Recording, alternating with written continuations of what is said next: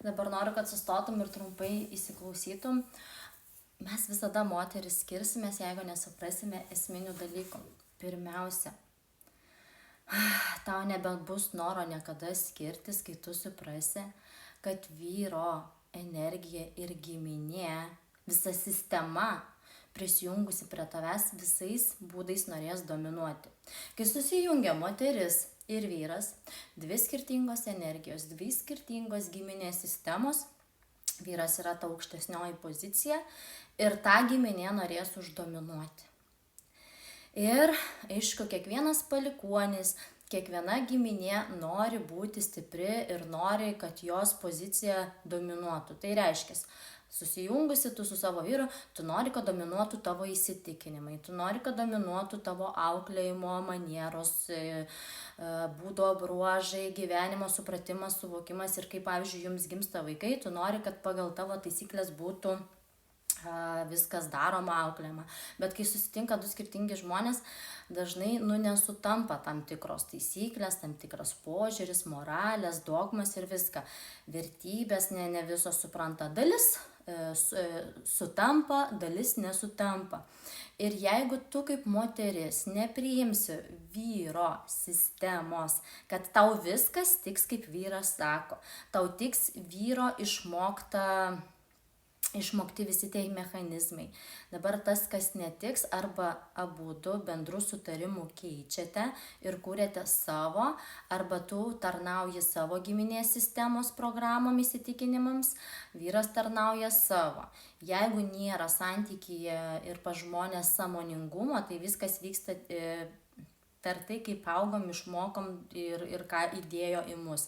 Bet kai yra sąmoningumas, tai tada jūs čia galite laviruoti. Dabar kalbu daugiau apie tokius santykius, kalbėsiu ir pasakosiu, kur yra mažiau sąmoningumo, kur viskas eina per giminės sistemą, tėvų liniją ir per tas programas, ir tas, kuris nori uždominuoti, visada norės tam įdiegti, kad nebus taip. Ir dažniausiai vyrai nori, kad būtų jų giminė dominuojanti.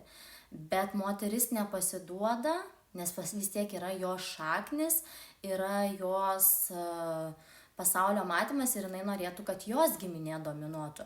Bet čia yra klaidingas mąstymas. Jeigu tu susitinki su vyru, sutinki už jo tekėti, kad jis tave vestų, reiškia dominuos didžioji dalis jo. Tai nereiškia, kad tu prarasi savo asmenybę, savo identitetą, savo autentiškumą. Ne, tu nieko neprarasi.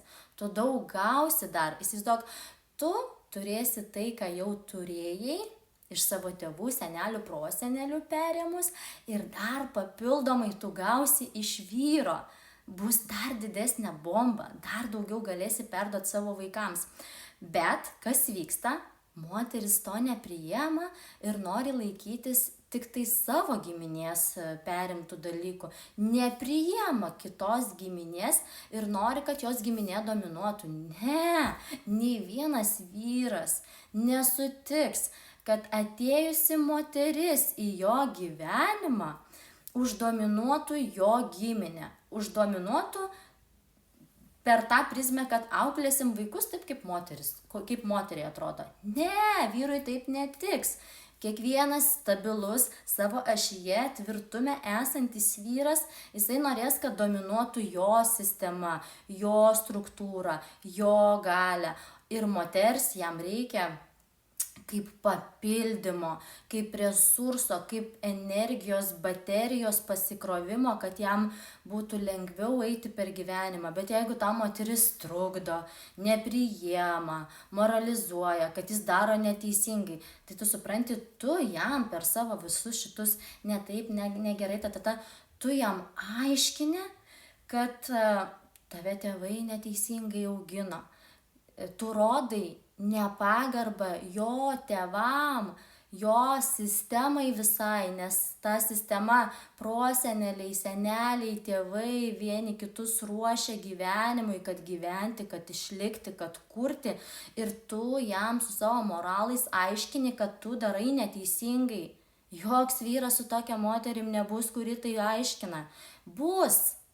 Tie nusigėrę, tie praradę viltį, kad nėra normalių moterų, tie, kurie jau susilaukia vaikų, jaunystėje dar daug procesų, mechanizmų nesuprasdavo, tų struktūrų nemokėjo pagauti, tai jie bus su tom moterim, bet jie nebus atvėrę savo to vyriškumo ir ta pati moteris nebus atvėrusi savo moteriškumo, nes nesupranta, kaip vyksta mechanizmas, tiesiog nesupranta. Aš kai pažiūriu į kai kurias poras, kai kuriuos santykius, kiek yra aplinkoje, per klientus, per socialinius tinklus, tų visų pavyzdžių pilna, vienetai tą supranta. Vienetai moterų supranta šitą informaciją ir jeigu jos iš esmės suprastų, kaip tai vyksta, jūsų santykiai būtų patys sėkmingiausi. Tau nebereikėtų kaišioti ratų tam vyrui ir jam trukdyti ir tavo visa sistema augtų. Nebūtų jokių skyrybų, čia klausimo apie skyrybas net nebūtų. Bet dabar yra tai, kad moteris vyras, skirtingos giminės sistemos, jie vienas su kitu kovoja, pešasi, draskosi, kuri giminė uždominuos. Pagal kurią auklėsim, pagal kurią auginsim, pagal kurią plėsim. Moteris nesutinka, kad būtų jos giminė užgniaužta. Ir jinai tada sako, ne, aš skiriuosi ir ieškosiu kito vyro, kuris leis, kad mano giminė jo sistemoje uždominuotų. Tai ten bus silpnas vyras, kuris leis, ten bus vyras ne savo ašyje, ne savo stubre, tavo sistema kaip moters uždominuos tą vyrą, bet tau kaip moteriai nepatiks tas vyras. Įspjauti veidą tokiam galima. Jis nevyriškas, jisai nestabilus, jame nėra tvirtumo, jame nėra finanso, verslumo, augimo, jame nebus to, todėl kad jis leido moteriai uždominuoti jį, jo sistemą, jo struktūrą.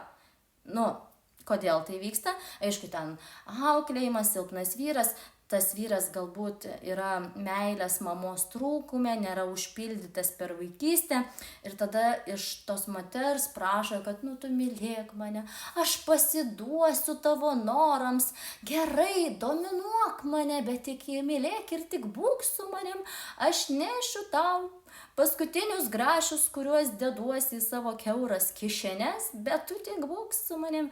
Ir anksčiau ar vėliau ta moteris, kuri uždominavo tą vyro giminės sistemą, jo struktūrą, jinai spjaus tą vyrą. Neįdomu, suvalgys kiek jai reikia ir išeis ieškot patino, kuris dominuos, kuris bus stipresnis ir moterims patinka tie patinai. Bet tu suprask, kad patino tikro tu niekada neuždominuosi, tu tik galėsi būti šalia jo ir eiti su juo. Nei joks vyras neleis moteriai uždominuoti jo sistemos, struktūros ir visos hierarchijos, nes jis yra stiprus vedlys. Ir tu šalia tokio vedlio gali tik tai spinduliuoti savo moteriškumą, autentiškumą, meilę, švelnumą ir šilumą. Tai reiškia, tu turi būti savo moteriškume, savo energijoje, savo būsenose, savo jausmuose, kartais savo ir silpnume ir nebūtinai tai reiškia, kad tu būsi silpna, užgniaužta ir tokia, viskas pagal jį. Ne, taip nėra. Tai yra teisinga hierarchija, teisinga sistema, kai tu prisijungi prie vyro, ateini su juo į santykį, įvyksta vedybos, gyvenimo kūrimas, vaikai. Tu reiškia sutinki, kad dominuos tas vyras. Bet pasąmoningai tu nesutinki ir skiriamės, jis nevyriškas, parodė savo tikrą veidą, nėra tikrų vyrų, reikia juos sukapot per teismus. Va. Kai suprasit, tai suprasit, kokios kartais būnam neišmokytos.